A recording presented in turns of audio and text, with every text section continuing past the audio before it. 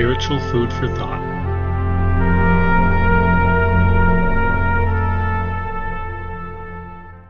So one of the questions that can come up when people are having a conversation about the age of the earth, and I would believe if you start with scripture, you're never going to get the idea that the world would be billions or even millions of years old.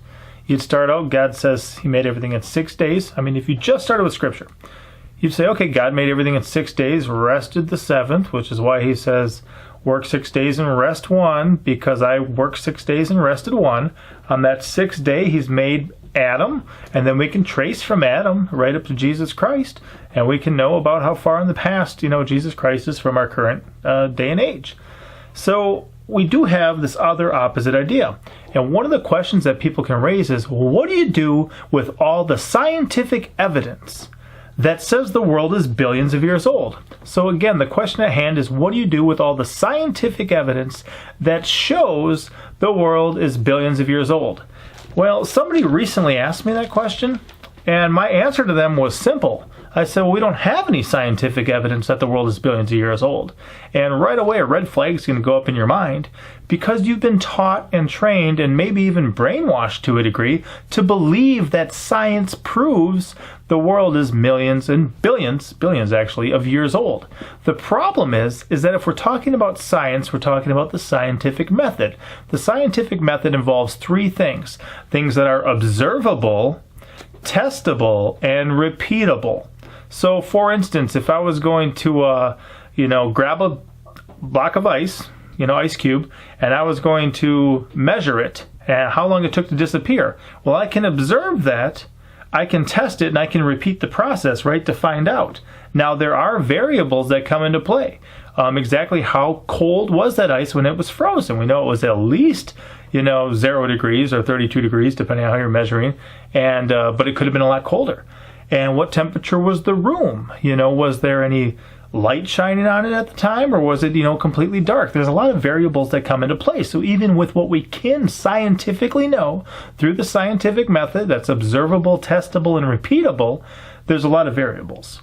Now, if we're talking about anything in history, if it's going to take longer than the course of somebody's life, you're not really going to be able to observe that yourself. If we're talking about billions of years, you cannot observe billions of years. That alone throws out the scientific process. So when people want to talk about science and say that we can prove the world is billions of years old based on science, that's actually a lie.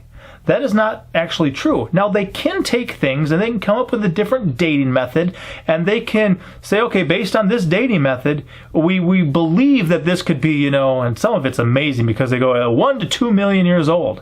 Like, really, it can't be 0 to 1. You can be off by 1 million years, but only in that direction. Not in this direction. It's interesting. But they come up with these different things, and it's based on a lot of assumptions. If you're going to use something like radiocarbon dating, seriously, look into that. It's amazing, okay? Some of the problems that you run into with that. And of course, there's potassium argon dating, rubidium strontium dating. There's all sorts of different dating methods you could use. You could even use something like the ocean is getting saltier every year. So how old would the Earth be if the ocean was getting saltier every year, which it is? I forget the exact number. I think it was something like 13,000 maybe or something. But whatever the number is, the problem with that is, again, you don't know what the ocean started like. Was the ocean 100%, fresh water when it started? It may be getting saltier every year now, but is there things that can make it more or less salty? Has it gotten less salty in the past? And is it getting more salty again now? Was it pure fresh water to start with, or did it have some salt in there to start with? There's all these assumptions that come into play that you cannot scientifically know, especially, like I said, when we're dealing with millions or billions of years.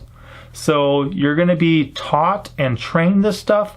You're going to be exposed to a lot of things, especially through the government school system, especially through colleges. Remember, colleges send you through a lot of required courses. Why? I think it's part of social engineering. I'm just going to throw that out there. The reason that no matter what you actually have for a goal, they'll expose you to a certain amount of psychology and other things just to make sure they get you to think the way that they want you to think and process things the way that they want you to process them. So as we head back to this conversation, Scripture is very clear. absolutely very clear. If you didn't have man claiming that it was scientific to believe in billions of years, you wouldn't. You'd say, oh, okay, God says he did it all in a week. And there's nothing wrong with it. He could have took 6 billion years. He could have took 6 seconds. He didn't have to take any time. He chose to. So in the end of this, just remember, it's not scientific. It's not scientific. The scientific process is observable, testable, and repeatable. It's not true science, okay? 2 verses to think about too is in Romans 3:4. It says, let God be true, but every man a liar. That's part of the verse there, but that's the part I want to focus on. Let God be true and every man a liar. And if we head to the center of the Bible, it says it's better to trust in the Lord than to put confidence in man. It's better to trust in the Lord than to put confidence in princes. Okay? It's better just to believe God, who says he can't lie, who says he was there, who actually did it, who chose to have it recorded for us, than to put your faith in man who wasn't there, can't even scientifically know what actually happened, can be wrong, can be deceived, can choose to deceive, doesn't have all the information, doesn't have all the evidence, has a limited perspective, okay? You can choose who to believe and who to trust. You don't believe me either, okay? He's the only one who can never lead you astray. Enter into a relationship with him and learn to trust him more and more as time goes on. Learn to have faith towards him. So that's my simple answer. If somebody says, well, what about all the scientific evidence? I say there isn't any. There isn't any. It's unscientific, and if you think it is science, you've been brainwashed. You've been sold a lie, and you chose to buy it. I choose to believe the truth. You can believe the lie if you want. You can believe some truth and some lie, okay? But even rat poison is mostly good food. It's that little bit of death that'll get you. All right, guys. Be blessed. Thank you for watching. Don't forget to like, comment, and subscribe.